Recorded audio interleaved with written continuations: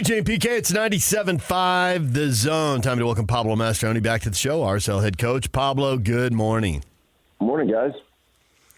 PK just spent the previous commercial break telling me how much better St. George is because it cools down to 70 and Phoenix cools down to 98. So just in case you were wondering. Yeah, I don't know if you'd say cools down. Yeah, it doesn't feel like that at all. It's not. My point was you can get out in the mornings Yes. and play some golf because it's not as blazing hot because it does get cooler in the overnight, so it takes a little longer to warm up than by 8:39 in the desert. It's already warm. It's actually impossible to golf in the summertime in Arizona. I mean, right? They have the carts, they have ice, they have those fans on, they have the towels, they have everything to get people out there. It's insane. Yeah, they have emergency personnel standing by too. Ice baths at every tee. It's funny. No time for golf now, Pablo, because you got a game with Atlas Thursday night. It's your first game in the League's Cup because you had the bye through the first round of action there in group play. When you play a team from Mexico, how much do you know? I mean, there are players moving back and forth. The games are on TV, so maybe you've had a chance to collect a lot of video and watch and play. How much do you know, and how much of this is we're just going to focus on us? We really don't know these guys. Yeah, it's more the latter. We're going to focus more on us. Obviously, I think they have 4 games in their own league, so they just started up the second part of their season. So again, we have those games, but we saw the Houston game, and Houston play a lot like we do. So some really good video, and really the takeaway from that is that they're a very dynamic, moving team. In other words, a lot of teams play positionally. These guys are constantly changing positions on both sides of the ball, and which makes it very difficult. And so then it makes more sense to stay to what we do and play within our principles, so that defensively, if they're attacking and their shape starts to change, we have our principles when we defend against a 3-back, when we defend 4-back, and they do that pretty fluidly. So we have to be very attentive on both sides of the ball, But again, I think they're number 2 in the Mexican League at the moment in the short run of games that they've had. So they're a really good team. So it'll be a great challenge for us to play both a Mexican opponent and one that's doing really well at the moment. A few games back, Chicho went out, and I thought that the offense suffered, and obviously he hasn't been playing of late. And I think the offense has been a little bit better than I expected, for whatever that's worth. How about you? Yeah, no, I think it's a no-brainer when you lose the Golden Boot winner at the moment. You're gonna it's gonna look a little different. He's a big void to fill, both on the field, off the field, and in the locker room. I think his leadership has been amazing this year, and along with scoring goals. So there's always going to be a void. I think in the Colorado game, Andres did a good job filling that, and he continues on. To have a breakthrough season for us. But I think the biggest concern in the last few games has been the way we've been conceding goals. And so that's been an area of focus in these last 11 days in preparation for the Silas game. What has the problem been? Why so many goals? Because early in the season, defensively, you're lights out. I mean, you're really good, but there has been a run of probably more than half a dozen games where there have been way more goals than you'd prefer to see allowed. Yeah, I think it's just a collective defensive mindset. Oftentimes you want to point at the goalkeeper or the back line, but what made us really good when we were a good defensive team was everyone working really hard. The guys up front making it predictable for the guys in the middle and the guys in the back. And, I think it's natural, DJ, and in that when people start talking about how good you are from an attacking perspective, right, you got Luna having a great year, Andres, Chicho, Crooks, and these guys are all contributing to the score sheet. It's almost like you're almost waiting for the ball, and you want to make the game more transitional, right? Because you're not coming back to defend the way you were before anyone was talking about you, before you had to really prove yourself. And so I think it's a natural flow of a season, and just dealing with all the praise that's being thrown at the attacking players. And so we had a good reset, I think, these last 10 days.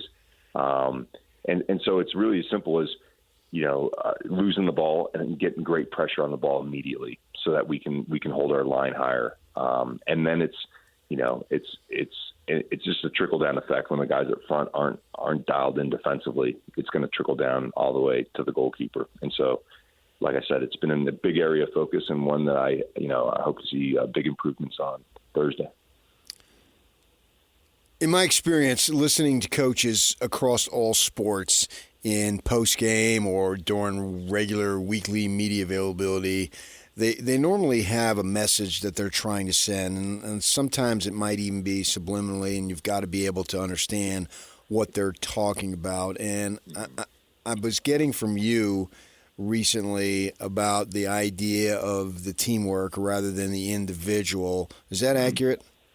Yeah, that's spot on. And I think it's, it alludes to what I said earlier as far as the guys up front, waiting for the ball and not helping out on the defensive side and making sure that we're compact. Again, we're going to be able to score goals because we have good attacking players. But if you're conceding more than you're scoring, then you're losing games. And so then it's just a call to say, we win as a team and we lose as a team. When the team wins, everyone looks great as an individual, right? But when we lose, even the guy that scores goals is like, well,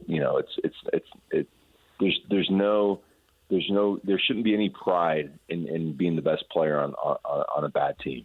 Like that's number one in pro sports, right? Everyone plays to win, and in order to win, everyone's got to do a job that they don't like doing.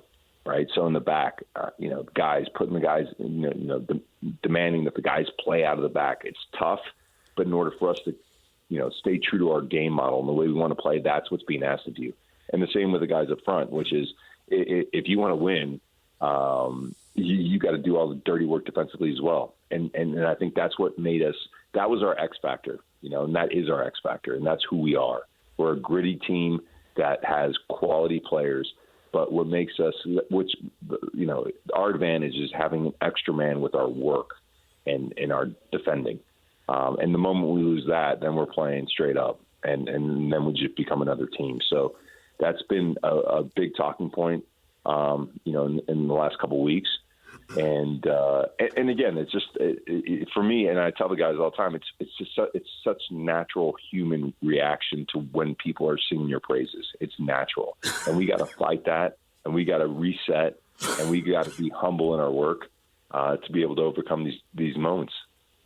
You've got depth in some positions, goalkeeper, defensive midfielders for sure. You had it on your back four until you had just a terrible, terrible run of luck there. So that got tested a little. But in those four attacking positions, your playing rotations and your substitution patterns suggest that you really believe in five guys there. And because they've largely stayed on the field, it's looked really good and you've scored a bunch of goals. But there hasn't been depth. You went to the transfer window. You added a couple guys, one of whom I don't think we've seen yet.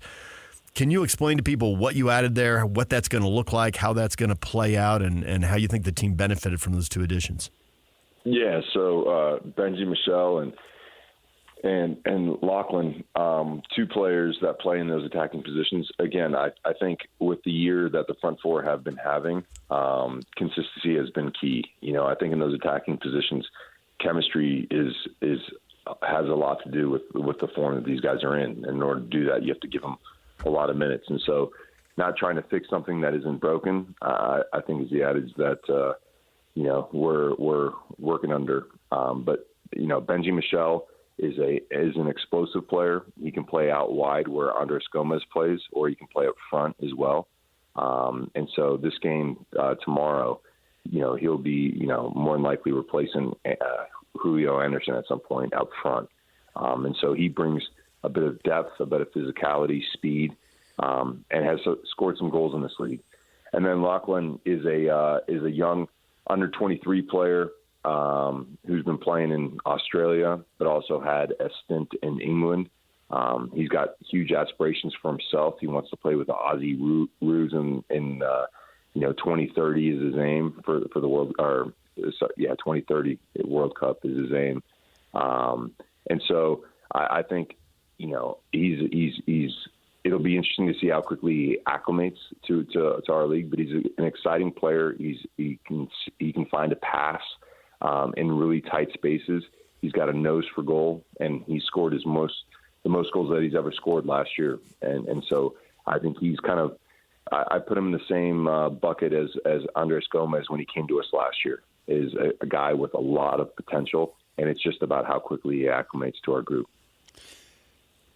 You had a phrase a few weeks back where you said scanning the field, and when you said that, it really painted a picture in my mind of what you were trying to accomplish, and it looks like you were wanting guys to do that, and I view it like a point guard in basketball. A great one actually sees the play developing maybe a second or two before it actually develops. Was that what you were going for? Yeah, that's a great question, PK. In soccer, the analogy I use with the guys is if you don't scan, then it's like having a flashlight in your hand, right? And the field is dark. So if you're scanning, you're aware of everyone that's on the other side of the field. You're aware of the guys that are up the field behind, so that when you receive the ball, you take a mental picture of what's going to happen next, right? And that's really important on offense because you can make a play as you get the ball. And anytime you see a one-touch pass that goes forward in soccer, it's because the player knows what they're going to do with it before they go. Because again, if they're not scanning and they're facing the ball, then they have no idea what's going on up the field. And so that's it's a fundamental technique that most young players should have in their locker. But it's something that I find myself always coaching at this level as well. And then that's why the best players are players that do that naturally because they have the play picked out. And then defensively, it's really important as well, especially in the middle of the field, because there's so many players that you could potentially be marking at any one time. And so you got to get a picture of the players that are behind you, the players that are to your right, left, and obviously the players in front of you are easy. But if you have it's almost like a GPS system, and you know where everyone is. But you can only do that if you scan. Unfortunately, we don't have a GPS system that alerts us to any dangers anywhere, right? So it's a technique, and the thing is, it needs to be automated. In other words, it's not something that you can just coach once in a training session and you get it. When I was a player, I realized just how important this was. And in the off season, when I'd go on jogs, I would sit there and I'd jog, and then I'd run down the sidewalk and look to my left and just name the color of the car that was coming up.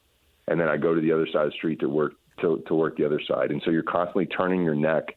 And what we say in soccer is if you scan every 5 seconds, you have a great idea of where you are in relationship to your teammates and your opponents.